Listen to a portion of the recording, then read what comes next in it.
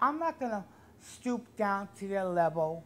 I carry hairspray, lighter, nail file, a whistle, camera in my bag to take pictures of the attacker to say if I'm dead, that someone may find a picture of my attacker and what they've done to me.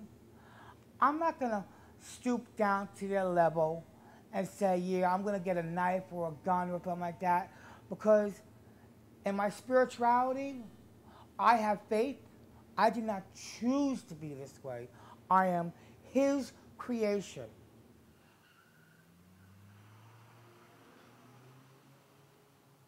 So it is June now. So let's say Oh, it's 9 years. 9 years. It's been 9 June years. 29th, my birthday. So this spring I was on the 26th.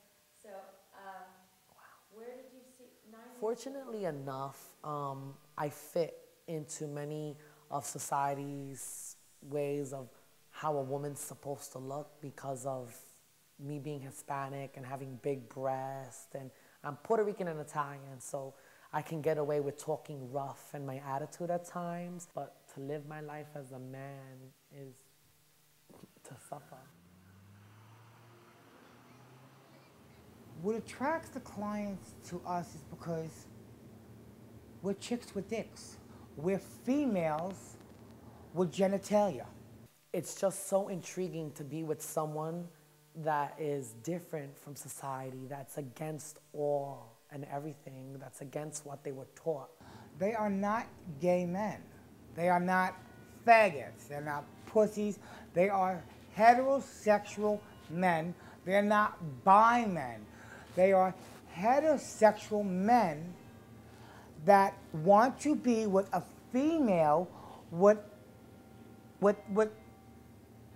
a penis. He wants me to penetrate him, and he wants to service me. Gay guys don't want to go out with queens.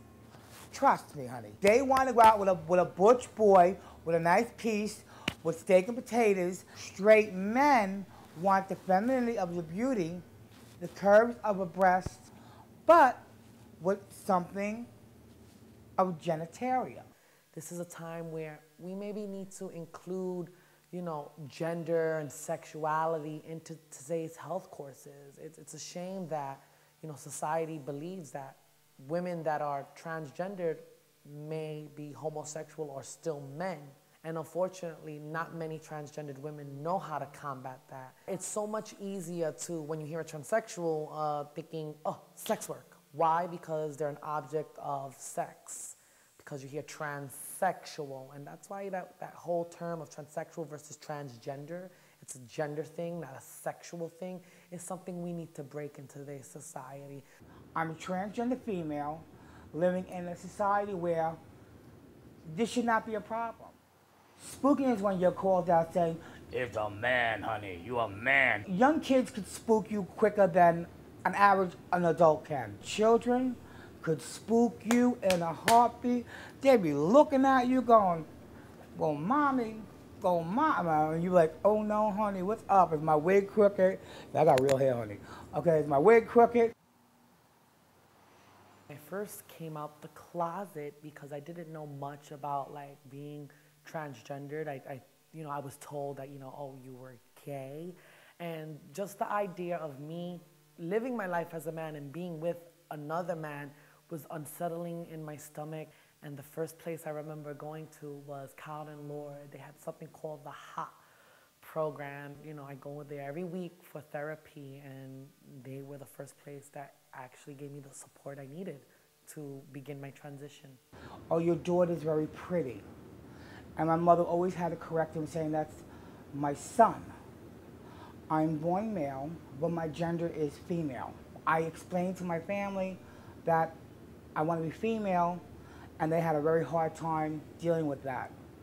So they told me, they mourned me. And I went to the city, I became a female. I worked in a couple of clubs as a female. The best thing I have to say was my family was accepting. So it made my life and my transition so much easier. But I know many cases where my friends have their clothes been thrown out the window. Okay, all their makeup's been thrown away and they've been kicked out of the house and they had nowhere else to go but rely on sex work just to survive.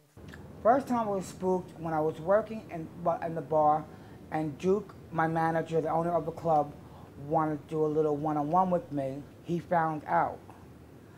And he kind of didn't like say yay or nay, but I kind of had problems afterwards, after that, in the club, working there. He goes, well, I thought she was female. The first thing I learned was to survive, to make money so you have to get your hormones, to have to eat, to get clothes and shelter, and by any means. Sex work, I heard about sex work through going through the village. It was the thrill, actually the thrill was, it was really to make that quick money, a guy to be lusting for you, you know, your first time dressing like a woman. I did sex work at a very early age. There was I'd say maybe 15 girls to a block. There was like, we take over, it wasn't in the West Village, it was on 16th Street, 7th Street, 23rd Street.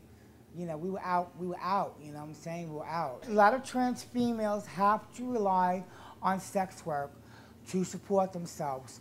They have to pay for hormones, they have to pay for their psychiatrist, they have to pay for their sex change, they have to pay their rent, they have to pay for food. And I did a couple of like transsexual, like solo masturbation porn sites. By doing those porn sites, I learned about the internet. And when I did the internet, I made a name for myself. And when I started making a name for myself, I started making a lot of money, a lot of money. And I was going clubbing and taking trips and spending thousands of dollars. I mean, as I started doing it more and more, it started being more like, and more of a hassle, a headache, and just getting tired of being always wanted just for something sexual.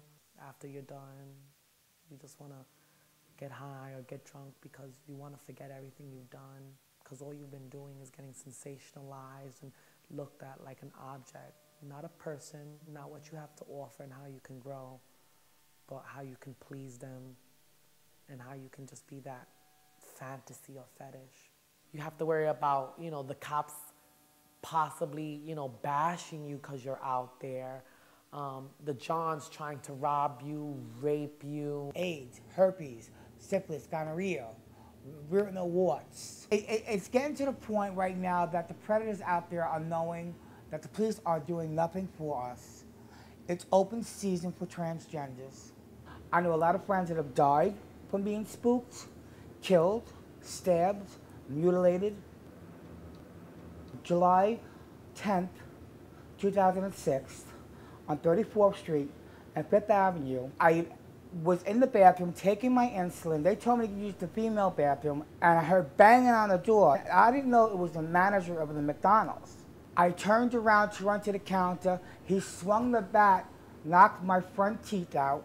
Some people that were trying to come to my aid, but the man that was there was swinging a pipe towards the people that were coming to my aid, saying, "That's a man, it's a faggot, and he's gonna die." I was trying to block the blows like this, smashed and just destroyed my arm where I have 4 pins in my arm. I was in shock, my teeth were on the floor. The cops dismissed me in the beginning because the people were yelling at the cops saying, "Why are you not arresting the manager? Because this woman just got attacked in the bathroom. Turn around, put your hands behind your back, you're going to jail." I woke up in the precinct. They had charged me with assault. They had made offers to me, and I refused them flat out because they weren't serious offers. We feel hopeless because society pushes us away, judges us, calls us names, and doesn't want to protect us, doesn't want to educate us. They'd rather throw us in jail and call us a prostitute. The reason why you're hearing it from me, I'm a survivor of a hate crime. I survived not one attack, but 2 attacks. I learned how to, you know, woman up and, you know, drop it like it's hot and let them know what time it is. Because, you know, I'm not going to fight you. I'm going to kill you or hurt you or cripple you. I'm going to survive. One of the things that I realized helped me the most was going to support groups and empowering myself through getting involved through community-based organizations.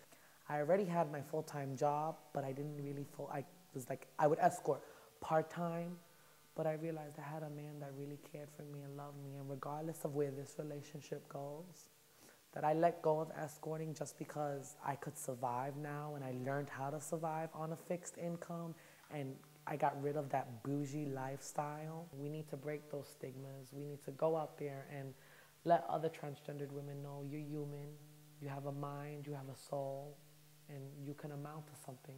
I don't want to get a sex change because I know in the back of my mind that God created me how He wanted me to be.